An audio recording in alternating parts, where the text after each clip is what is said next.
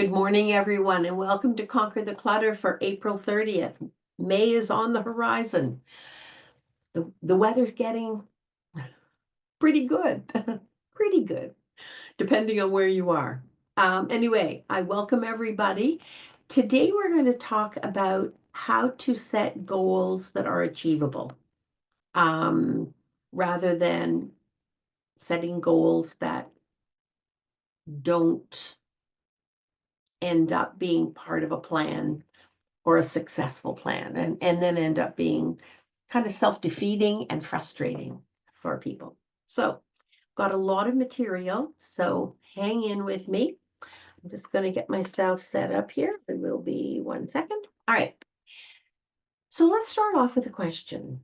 Would you say that you procrastinate? And if you do, to what extent? Okay. When you start something, though, think of it this way. When you start something, do you intend to get distracted or overwhelmed?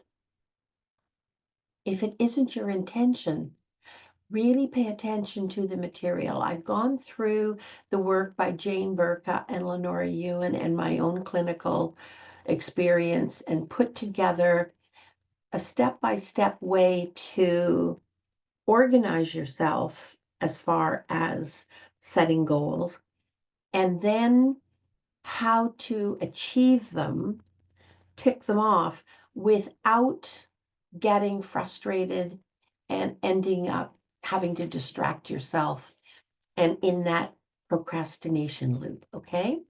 So I want you to reflect back on the last time you caught yourself and were surprised that you had become unfocused to the extent that you were off the beaten track of where you intended to be. All right. And in that moment, were you overwhelmed, overstimulated, or were you listening to the internal messages that all of us have? Right. And was any part of that internal message, "Oh, you can't do this. Oh, you know what? I'd rather be anywhere else than here." Right now, stop and think. What are the messages that tell you, or that you tell yourself, really, in fact, that result in your choice to procrastinate? And be assured, people, procrastination is just that. It is a choice. All right. It's a choice that you want. Is it, but the question then would be, is it a choice that you want? Because being a choice, you have other options. Do you know what any of them are? Okay. Do you want to continue? Is it at this point in time um, your best choice to continue? Or would you like to have another way? And this is not a trick question. Maybe this isn't the time. All right. Maybe for individuals here, we've now got 30 people. Maybe this isn't the time for a big change. Maybe something else is the priority right now. But when you're ready, this podcast will be in the library. So mark down the date, all right, so that you can find it. All right. So would you like to have another way that gives you a different result? And that result would be, don't procrastinate. So it's not a failure to do something, don't procrastinate. It's an option, don't procrastinate, because the material today, and if we run over to next week as well, will be, instead of procrastinate, here's a plan. Here is a safe, doable, successful plan to get you to where you want to be. Because procrastination is very simply a behavior choice. All right. And today we're going to try to break down the process of imagining. It starts with imagining yourself as a car on the highway to life. Choice. Always have choice. We always have choice. Not always preferable sometimes, but we always have choice. All right. Do you, as a car on the highway of our life, of your own life, do you stay in the lane with obstructions? Or do you learn how to pull out around them and get to where you've set the goal to be? What choice do you right now feel like you want to make? By definition, those who procrastinate have difficulty achieving their goals because the mental state preparing you to procrastinate interferes to such an extent that you rarely accomplish the goals you set. Is that your experience right now? Are you in that state right now? And have you been there for a while?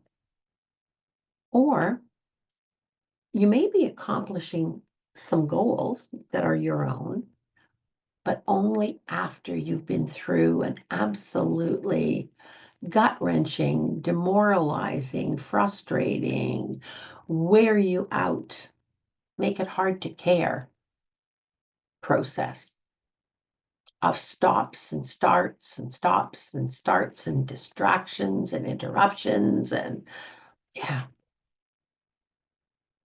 one of the common issues is that those who procrastinate, pay attention to this one, also have difficulty setting goals caused by their behavior patterns. It is behaviors that get in the way.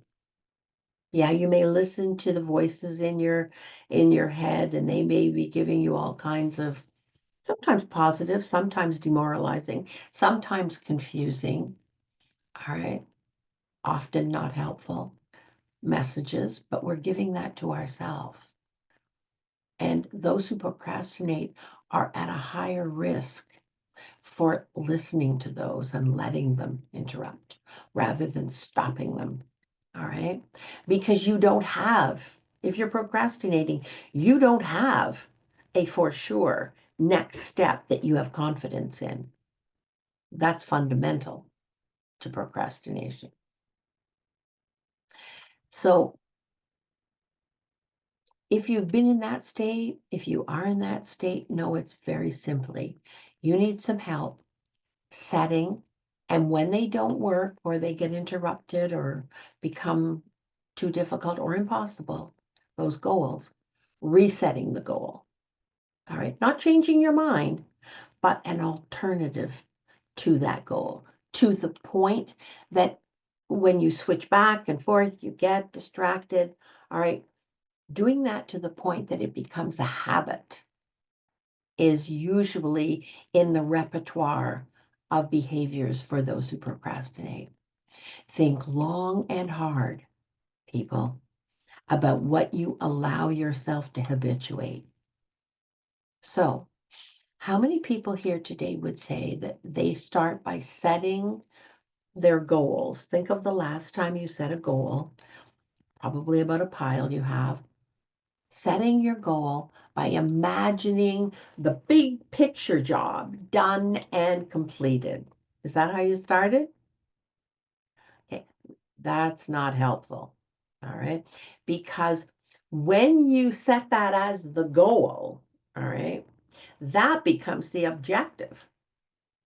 Can you see that it's almost always too ambitious? Don't do that. Have an idea, but it's just an idea. It's not the goal. This is where I want to end up. All right. Very simply. But it's too ambitious a goal. And when you do that, and there's no end date, there's no time frame. And we know we've talked about this before. Another thing that happens is that individuals can lose their sense of time and timing, right? And that means you tell yourself, oh, this weekend I'm going to lock the door and take the phone off the hook, and I'm going to do this in one blast. That's how long it will take. How much steam did you have in the tank? How many times did you stop and prepare by bringing in resources or help or what you need? Did you ever stop and ask yourself, first and foremost, what do I need? Where is it? And do I have enough of it to make a difference? All right. Because when you make too ambitious a goal with no end date, no time frame for completion, those goals are just idealized idea. They're just an idea, idealized. All right. And because they're idealized, they're not rational, they're not logical, and they are elusive. They will slip away from you. They're bounded in a wish, not a plan. All right. And doing that, you are actually inviting procrastination because when you set a goal that way, the big picture goal, and that's the only thing that's going to be good enough. Of course, when you're doing your work in steps, and we're going to talk about that in a minute, you're never satisfied. You're never satisfied because you're always falling short of the goal. Well, who in their right mind would continue? Does that actually mobilize people here? Because I don't know anybody. It wouldn't mobilize me. All right. Does it mobilize you? So instead, let's look at step number one. Write this down. When we're setting goals, set behavioral goals. All right. What is a behavioral goal? Okay. Behavioral goals are the most effective ways to define our goals because they require and they are defined by an action, by a behavior. This simply means focusing on what we will actually be doing, not feeling, thinking, planning, just doing. All right. When we accomplish our objectives, we will be doing something. We will be doing step number one. Step number one is the infancy of that long-term big job vision completion. All right. Step number one.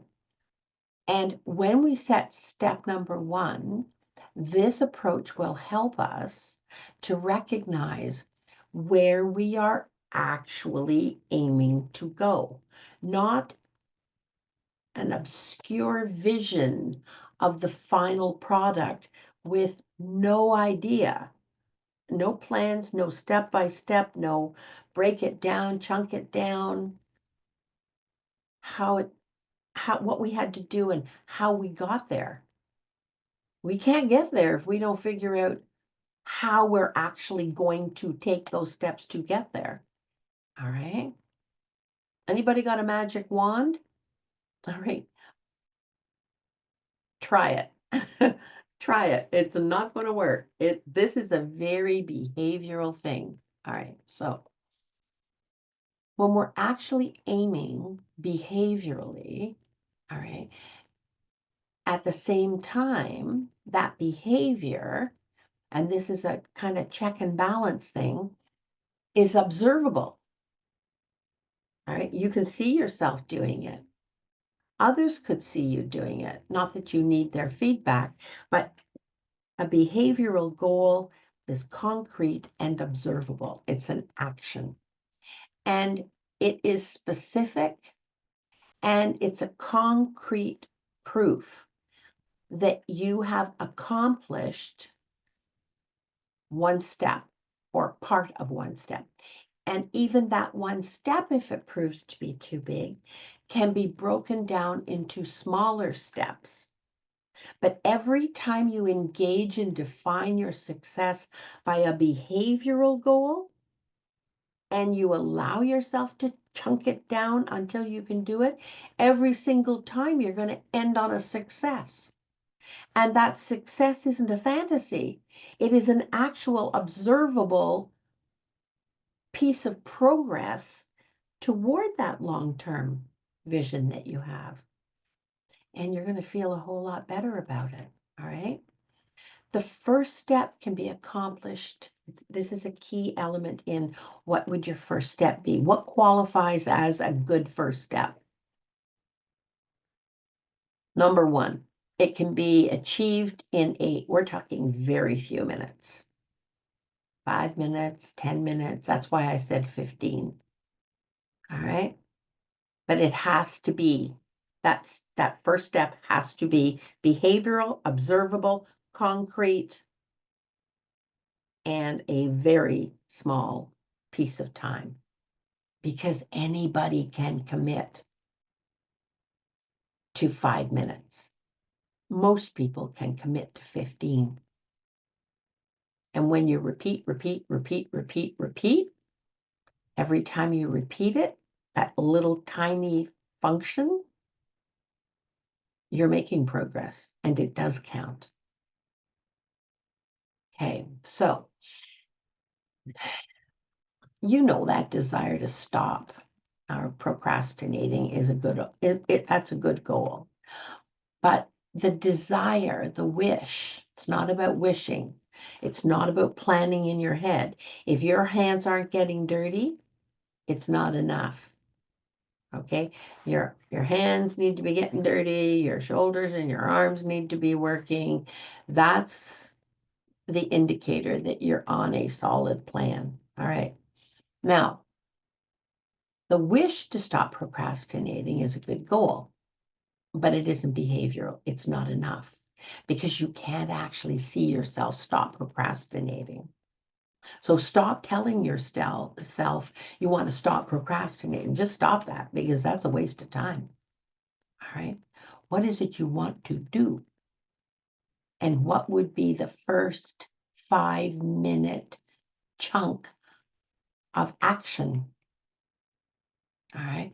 That will make a contribution to your success and reaching that end goal. Specifically, ask yourself this. If you had somebody who had a camera and you set the camera up and it was filming or taking snapshots, let's just say snapshots, okay, of you while you're doing step number one, what would it be observing specifically? What would you look for? All right. As, oh, that was step number one. Oh, that was step number two. Anything short of what you could take a picture of that validates that was an action. All right. It's got to be concrete. It's the step number one is the remedy to prevent you from being in step number two and step number three, but one at a time. You're completing one at a time. All right. Because it's difficult to break down into steps how you would start to stop procrastinating. Watch you don't get caught in the theory, in the wish, the wishfulness rather than the planning. All right.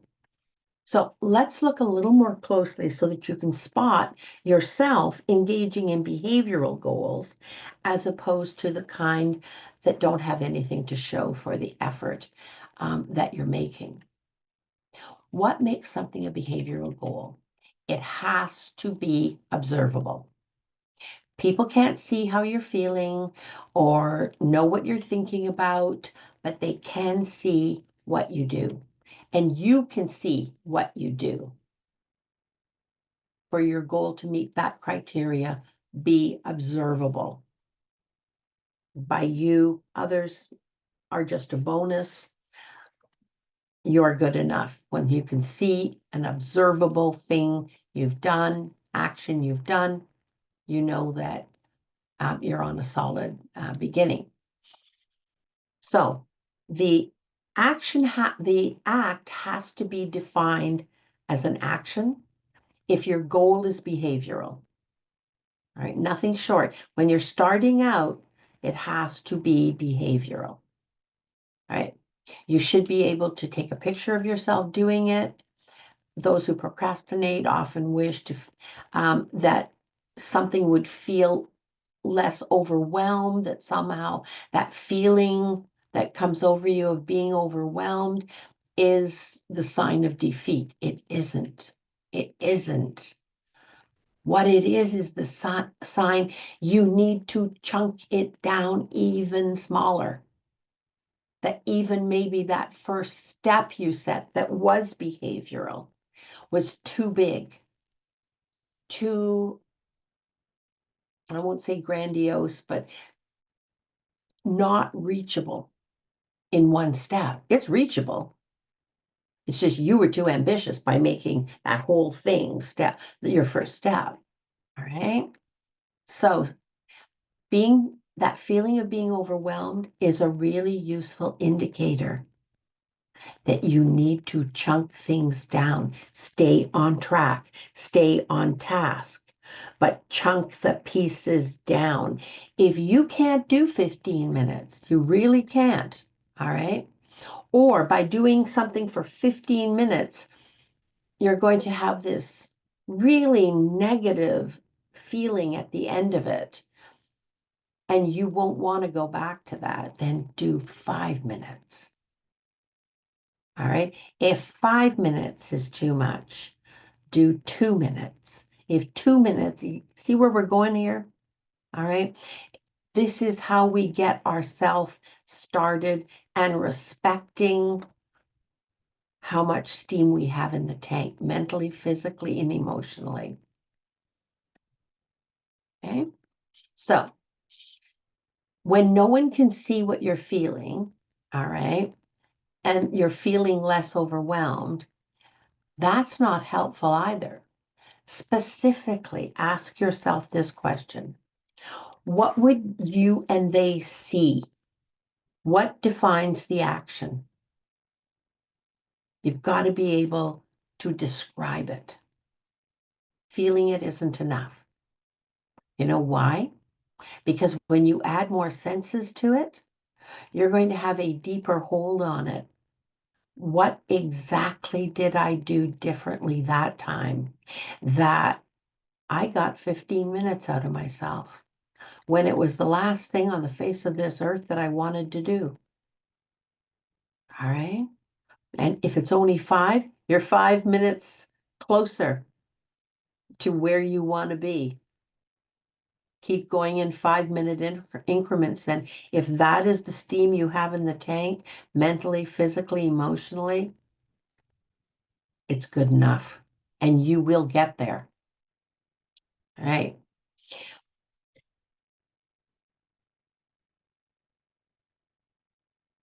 When you do this step by step and chunk down and chunk down and chunk down, what you're doing is allowing yourself to feel less overwhelmed.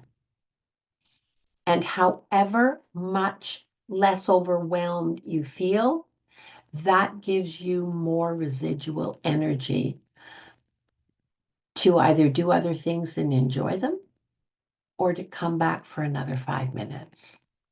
Okay? Select. So step number 2, select one project, particularly one that you've been putting off. Not the worst, not the most, not the least desirable, but the one that is meaningful to you. You've been putting it off. You know it's doable. You just don't want to do it. All right. So select one project that you've been putting off and define that project to its completion in behavioral terms. And you do that by listing the steps. 1, 2, 3, 110, 111 to completion. It's not a mystery. It's you don't work at something for 5, 10, 15 minutes and not know where you're going to start again as the next step. You write those steps down. Sit down and make a plan and write down to the mini steps. And when you're doing them, strike them off. And when you've achieved those goals, any of those goals, guess what? When you can start stroking things off your list, all right, don't listen to the part of your head and your self-talk that says, well, that's not much. It's not good enough because I've still got the better than it was before. Better and better and better and better and better is better than sitting there procrastinating, convincing yourself that you have to take on something that is unrealistic, all right, for it to be good enough. Can you see the trap? A 5-minute chunk is good progress. Okay. Now, you could probably identify exactly too, if you do write this down, what helped you feel better. All right. What was it that helped you feel better when you stroke off something on your list? Step by step, because it's important to take advantage of grasping that knowledge about yourself and integrating the understanding. You understand yourself a little more accurately. You're not so removed because you're discouraged and overwhelmed. Okay. Maybe it was you were hydrated. Maybe it was that you had a friend come over and they didn't do anything. They just sat and the two of you talked while you did whatever you did. Maybe you had music on. Maybe the house was empty. All right. And you didn't have to be concerned about something. Whatever it is that is part of that progress, take time to reflect on it. It's important because that understanding of yourself makes the biggest difference in motivating yourself. You can use that and reuse it into infinity. All right. Because that's who you are. Because that uniquely is what works for you. And specific and concrete, all right, you've worked for that. Just even that understanding, because that is not often the strongest characteristics of those who think in a way that ends up in procrastination. Those who procrastinate, are more likely to think in vague terms, not specific terms, and they often find it very difficult to focus enough to be specific. They won't allow that to be enough. All right. It feels inadequate because it's not enough. An example of this is, what exactly will you be doing when you accomplish your goal? It will be the many pieces that you observe and learn about yourself in step number 1, step number 2, step number 3, step number 4. So it is worth reflecting because you're going to use that tool over and over and over and over again. You know yourself a little better. All right. Now, if you want to stymie yourself, all right, Don't make your goal specific. Stay with the big picture and overwhelm yourself. It's a choice. Right now, what choice do you think is in your best interest? And it may not be. Um, it might be to listen to this material and shelve it for a while. You know yourself better than I do. If you translate your goal into specific, concrete terms, those terms will give you some clues about where to get started. To get better, they will point in certain directions to help you get better organized. You might be going through one of your piles. You might be most people are dealing with paper as part of a pile. Believe me, there's unfettered supply of paper that comes into our life every day. All right. Maybe getting organized might mean cleaning out a closet or accepting that now's the time that you need to get the help you need to get started and stay on track. Being specific about where you want to end up, all right, will increase the likelihood of you getting there. And that is not the same thing as the grandiose, big picture, whole job done. This is what it absolutely has to look like. All right. But understanding what it will look like in behavioral terms, in the amount of time that it will take, and what can't happen at the same time. And you know what? One of the things you're going to discover is that the number of steps you think it's going to take isn't going to be accurate. There are going to be, and there's nothing wrong with that. Right? There are going to be many, many times that to get there, even for your 15 minutes, even for your 5 minutes, you have to improvise and stay on plan, but chunk it down into smaller steps.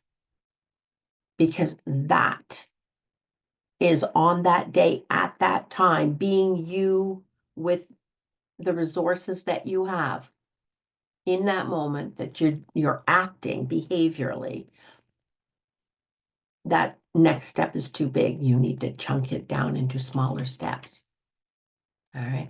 And your willingness and your ability to do that will be a defining factor in how long it takes and how much you appreciate yourself for enduring. All right. It's okay to improvise the plan so long as you're staying on track.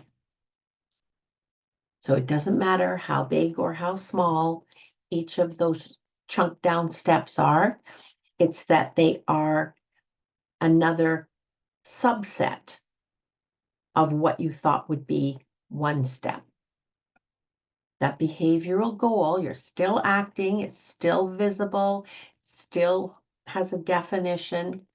All right. It's part of the big plan, can be broken down into as small and observable a step as you need at the time in order to keep going and reach your final goal. All right. Not only do the steps or the actions have to be behavioral, like body parts are moving, they have to also be observable and specific. When you're chunking it down, chunk it down into specifics. On this day, at this time, this is the section I'm working with, and that section is made up of blah, blah, blah, blah, blah. All right? Because when you start to do that, you're starting to train yourself to dance to the music instead of vaguely just be moving around. All right. And you're adding a skill with that strategy that will help you continue to do what you're already doing, which is successful, smaller perhaps, feeling less significant, but still successful. And it will help you end up with a series of mini goals. So step number one might look like one step. And when you chunked it down with all the sub steps, you usually will, as you're starting to behaviorally act on it, need to rechunk into as many mini goals as is necessary to get it done in the time you have. All right. And learning to do that, accepting that that's an option. It's a positive option. You're not failing. You're not less than. It's a good thing because you can work on mini goals one at a time. One at a time. And the advantage of aiming for those when they're necessary, interim mini goals instead of the ultimate big final goal is that each mini goal is far more available, far more doable. And your experience in finishing, even no matter how small they are, your experience is more vivid than the perception of how many steps is necessary for the big all over job. That's not a vivid experience. All right. So also allowing yourself and not assigning a negative name to it, a negative value to chunk down mini goal, smaller, smaller. All right. That skill is more likely to be achieved. And it is more likely that when you finish your 10, 15 minutes, whatever it's going to be, you're not going to leave that feeling overwhelmed and frustrated. Even though it's likely to seem far off, know this. It's sound. It's a sound practice so long as you keep working on the same area to completion. Because that makes the task concrete. That makes the task an achievement. And that makes the task far more easily accomplished. All right.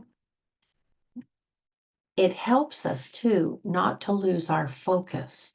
When we get overwhelmed, we lose our focus. You ever get frustrated when you get overwhelmed? You just can't sort your thoughts out. All right.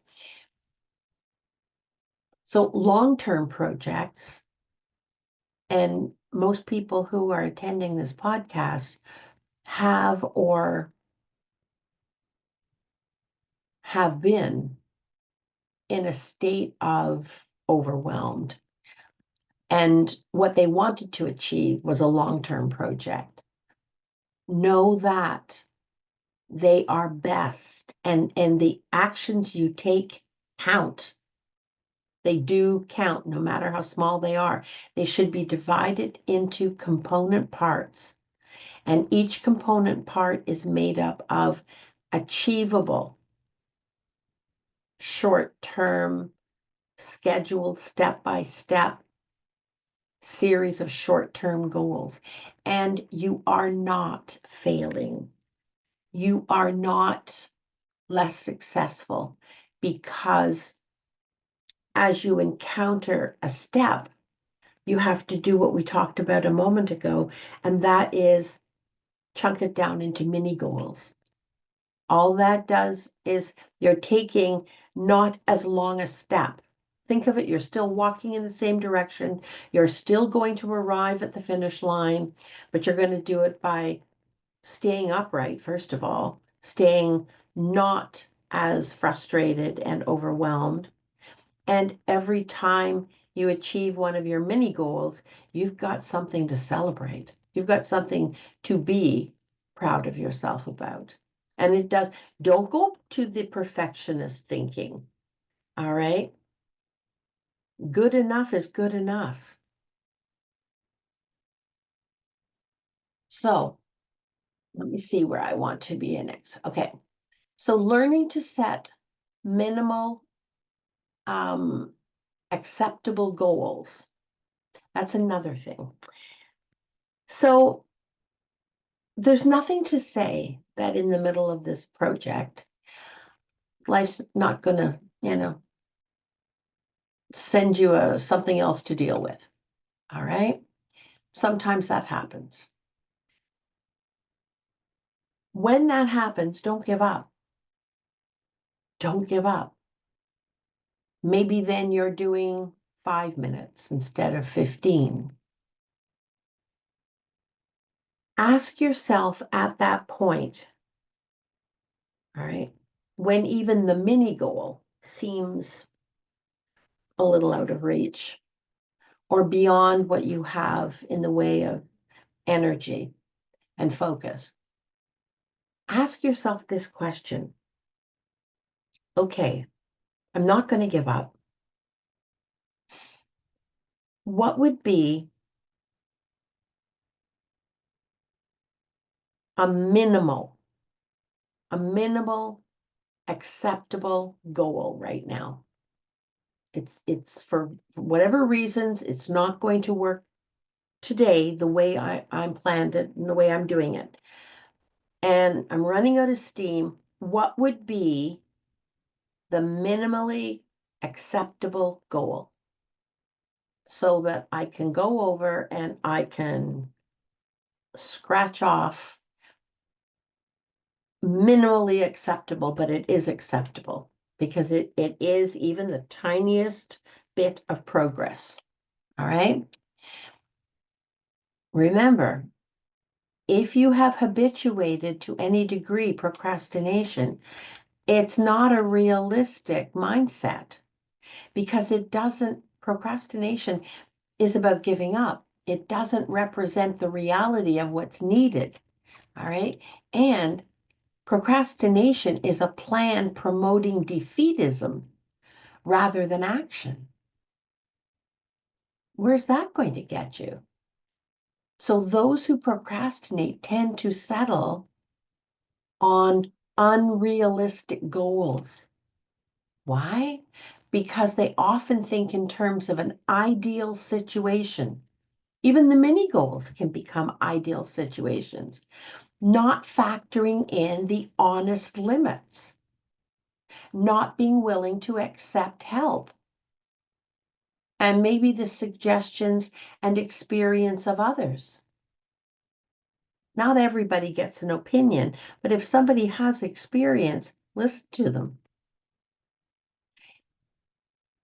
Those who procrastinate also are renowned for not factoring in the limits of their time and or energy. So, as a way of establishing more realistic goals, achievable goals, those who procrastinate do need to consider what is the smallest goal that would be acceptable that you can set. And that goal has to give you some sense, even the littlest sense of progress and accomplishment. Is there a part of a larger goal you could choose to work toward? All right. And it would be good enough, not what you planned, certainly not ideal, maybe a little disappointing, but that minimal goal becomes step number one, not what you thought step number one would be. And that's going to allow you to resist the urge to be reluctant to lower your sights. Okay. So many times, all right, I get a big kick out of finishing things, but I can't tell you how many times I've had to revisit the plan and lower my sights and maybe extend the timeline and quite often ask for help. All right. So I want you right now to take a second and ask yourself how many times and what fight you have with yourself. What are you saying? What are you doing when you are fighting to give yourself the permission to lower your sights? Revise the plan temporarily, break it down into smaller steps. What are you saying to yourself?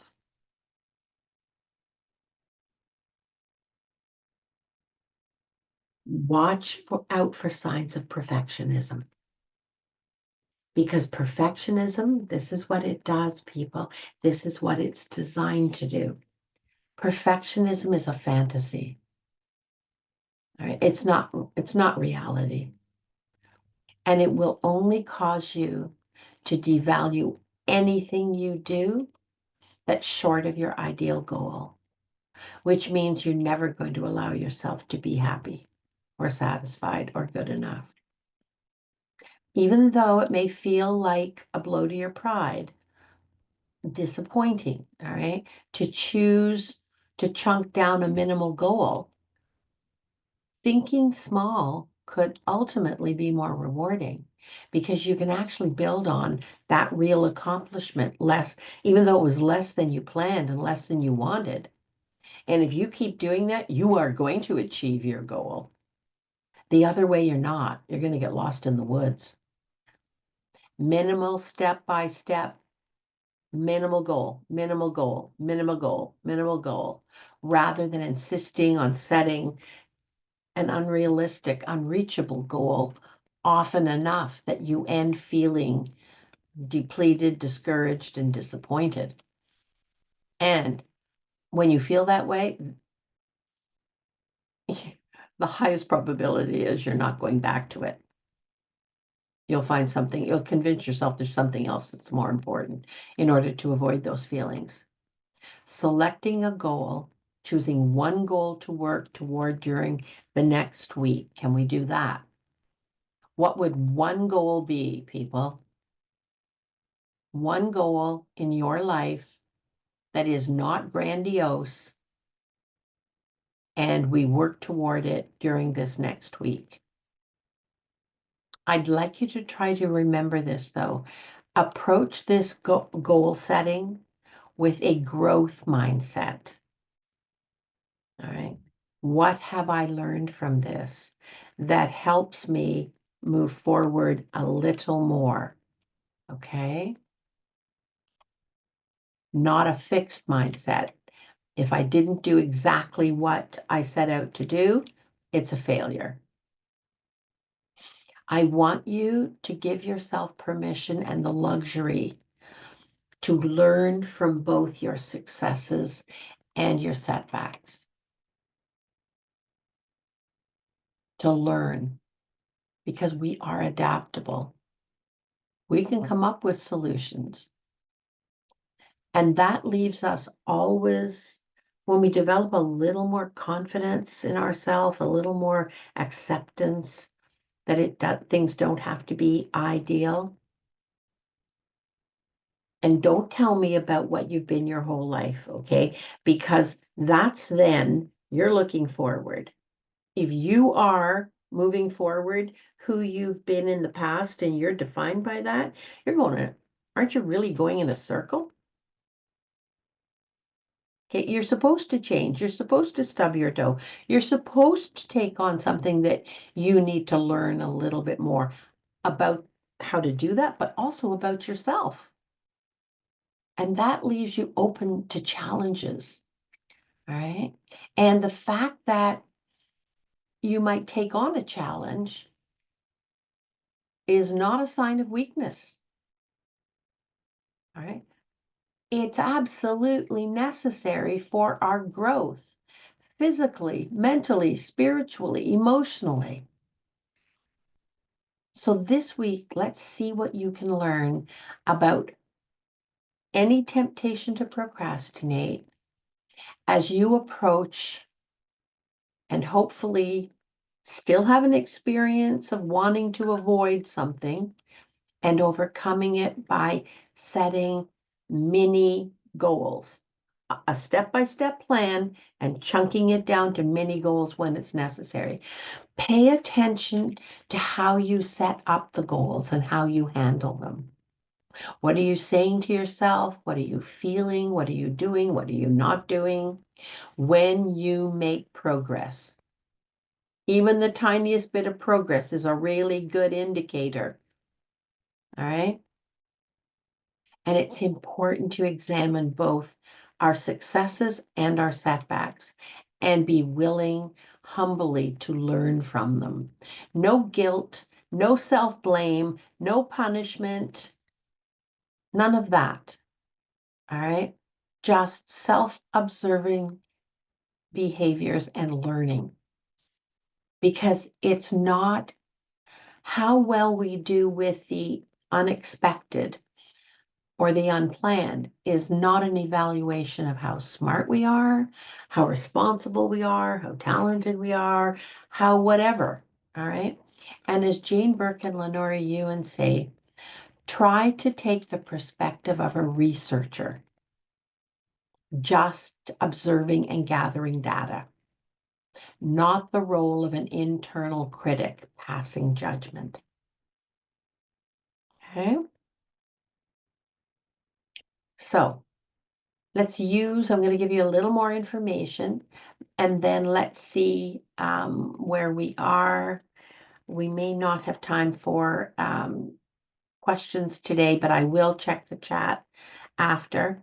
I've got something that's going to be happening at 5 minutes after 12 today.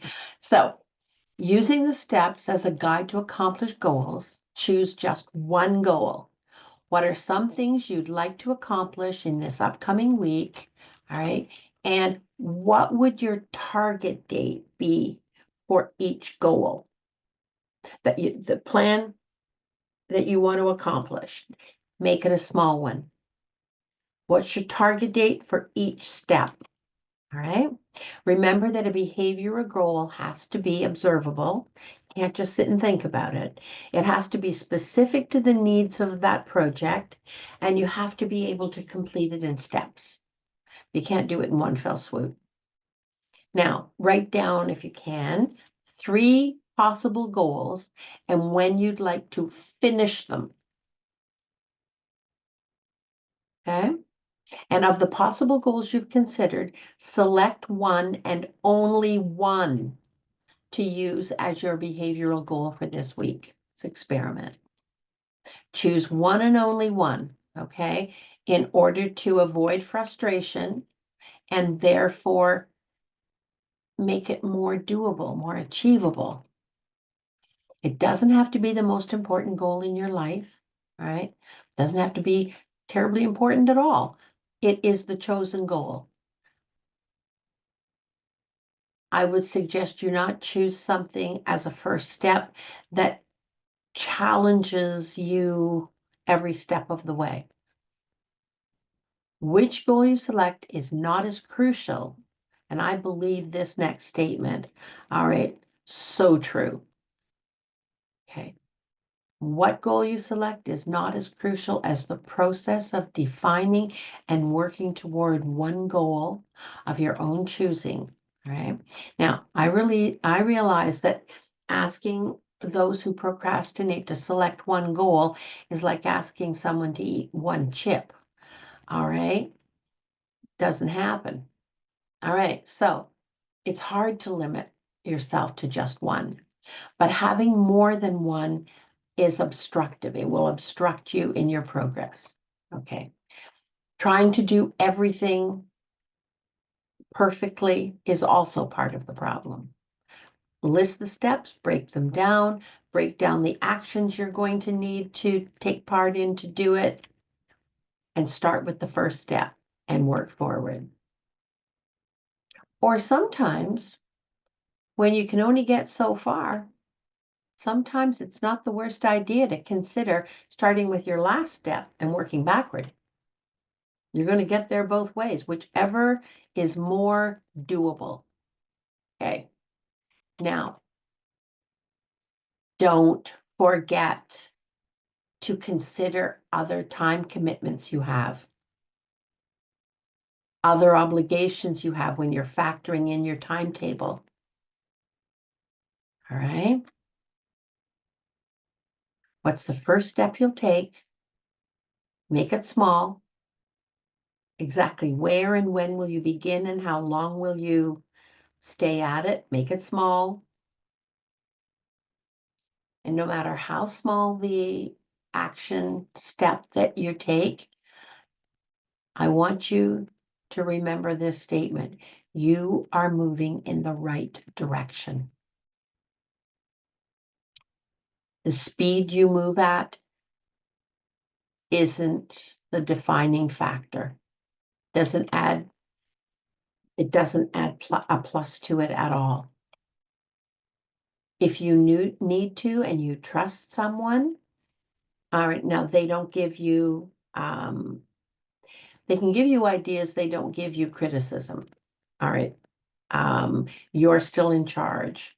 You might want to check out with somebody else for feedback. Maybe they've encountered something like this and they've got something new to offer that would be a good idea for you to try. All right. Okay. So you've got the project. It's clear. It's realistic. You can actually get it done this week.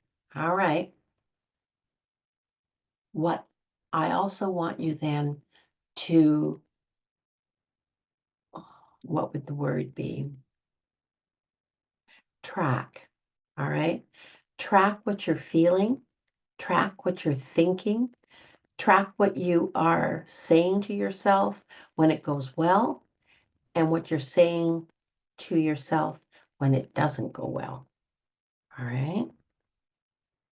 And bring that back next week and let's discuss it.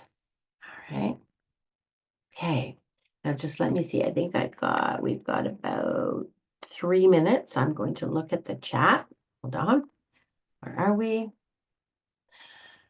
All right.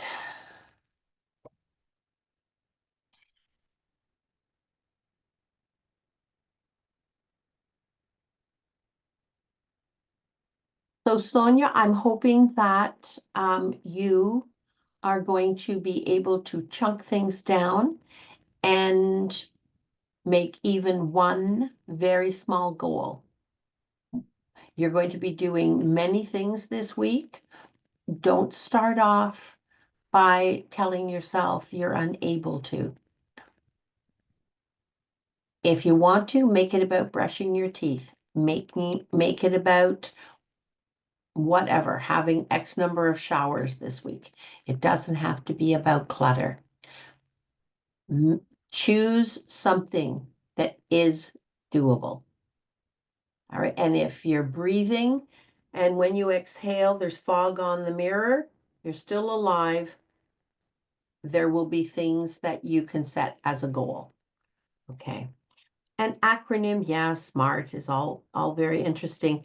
However, when executive functioning is a challenge, I'm going to strongly encourage you to replay in your head the segment about chunk down mini goals. If it's too heavy, chunk it down and chunk it down and chunk it down until you can do the one thing. All right. It just means your chunks are going to be smaller and there will be many more mini steps, and you are in good company. You are not alone. Anybody with any degree of ADD or ADHD, depression, anxiety, is having to do exactly the same thing. All right? Take care, everybody. Make it a good one. Can you do it? Yes, you can. Yes, you can.